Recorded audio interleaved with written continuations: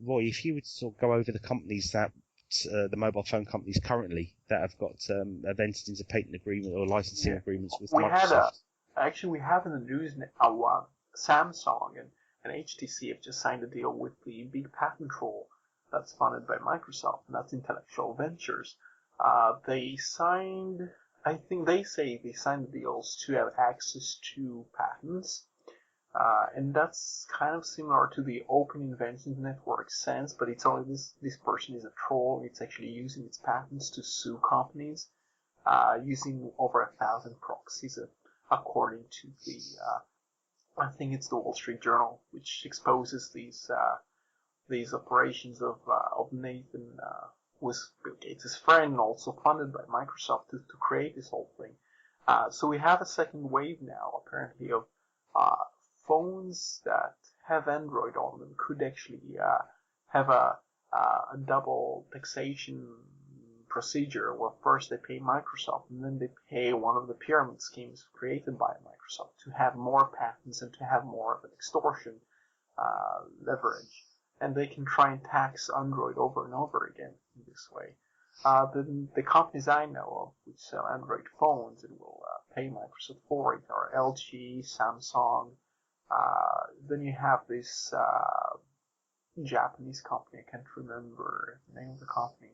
You have HTC, and Motorola is being sued by Microsoft now. So Microsoft wants to go for one of the last remaining big companies that sell you Android phones, smartphones, or even just feature phones. And then you have Sony, and Sony I think hasn't been touched by Microsoft, and they have lots of patents. So I don't think Microsoft wants to go and challenge Ericsson and Sony over Android and the tax, but I don't think they sell many phones anyway.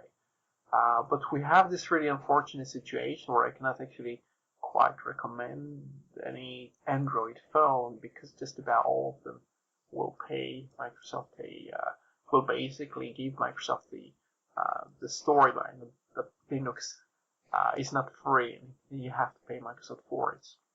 So what I think, what I was going to say, what I think is actually quite telling in this is they keep saying Android infringes patents. Android is a problem. Android is a problem. And now, who do they go after? Do they go after Google? No, they don't. They go after all the little companies who can't really afford to fight. Even if they know they're in the right, they can't afford to fight. The only choice they've got, really, is to just pay up and agree to Microsoft's extortion demands. I mean, if it really is, if the patents were genuine, if they were valid, if they were honest, if they were all that, then they would go after Google. But the reason they don't want to go after Google is because Google have got an awful lot of money. Google's making its own phones now, and that's kind of interesting. And I know you probably will say they canceled the previous ones they have, but as far as I know, they are going to come out with another kind of Google phones or an official thing to compete against the companies that use Android. So I don't think Microsoft will tax Google directly. I don't think Google can do anything about the clients that they have paying Microsoft for patents. And this is actually very similar to what happens now in Amazon, because Amazon pays Microsoft for Red Hat. Obviously, Red Hat would not sell out to Microsoft, and they were approached before, and Microsoft did try to extort money out of them. But Amazon agreed to pay Microsoft for servers from Red Hat, and although they more recently got some SUSE servers, which also get taxed by Microsoft in other ways, they got past Red Hat. They basically said, well, Red Hat does not operate any servers. It sells them to companies. What if we go to the companies that use those servers, especially the big ones? They could next try and go to Rackspace, and they could try and go, well, they probably won't go after Google. The Google, I think, uses lots of Red Hat servers. But they could go to the big boys, the ones that run tens of thousands of servers with Red Hat, and saying, well, you have to pay, say, $100 for each one of those computers. And as long as they manage to do that, Red Hat cannot do anything. And I raised the question, is this legal for them to do that? Because what they do is the equivalent of going after the client's sale of a product which the client does not actually own, and saying, well, you have to pay us for someone else's product because we say so. And I think there might be laws against that. It's kind of a tricky thing. It seems a bit mad. I mean, putting it into sort of the realms of a home user, giving us an example in the home user's sort of realm of experience, it's a little bit like buying a game, only to find that the game that you've bought is infringing somebody else's patent or whatever, and then a company coming along, coming to your house, knocking on the door and saying, right, you're playing this game, you have to pay us X amount of money if you want to continue playing it.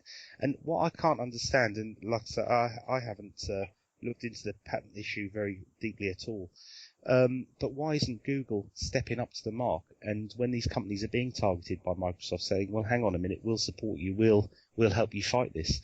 Because surely it's in Google's interest to to obviously back up their own product.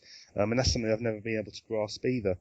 Roy, maybe you can answer why you think that might be the case. It's been proposed before, and occasionally I try and tell some people in Red Hat they should do something about it, because but I don't think they want to go into a legal fight with Microsoft. It's going to be very expensive, and I don't think it's going to be a very good PR move if they start first, or they challenge Microsoft over what they do. And I don't think the authorities have any, how should I put this, even any prior example of companies suing over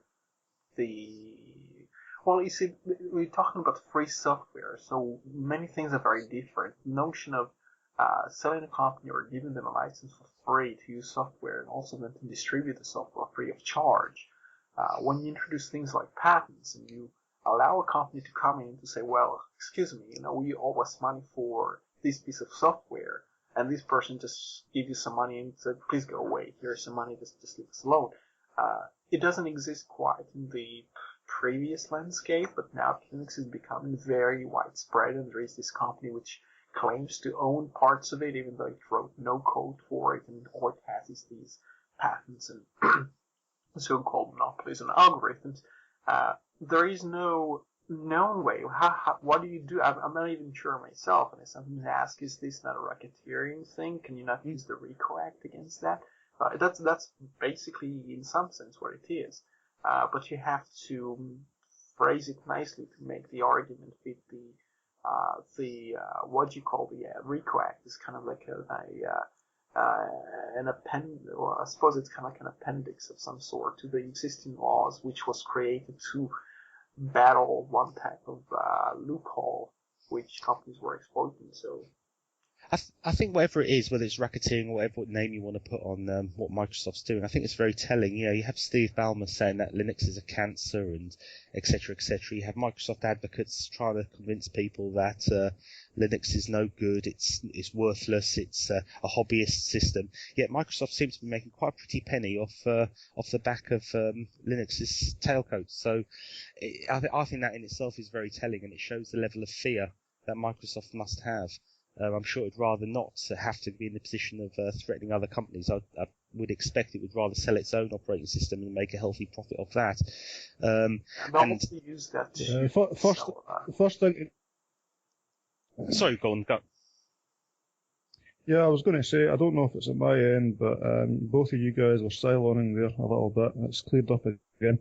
No, the couple of things there was, at the moment, it seems that you see it more and more. Microsoft have to actually pay people to use their stuff. No one, or very few people, are actually putting down their own cash to choose Microsoft's solutions.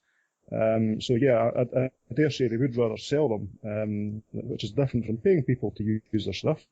But the second thing is, I've noticed a pattern, and it was the same with the Bush administration as well. The Bush administration said they categorised people as unlawful combatants. That way they could then turn around and quite legitimately say that there's nothing in the Geneva Convention about how to treat unlawful combatants. Of course there's not, because they invented the term. And that way they can make it sound official, they can make it sound powerful and legitimate, when there's nothing in law that says they can't, because they made the term up. It's the same bringing back to the patents thing, is all the claims about our intellectual property. There is no such thing as intellectual property. What there is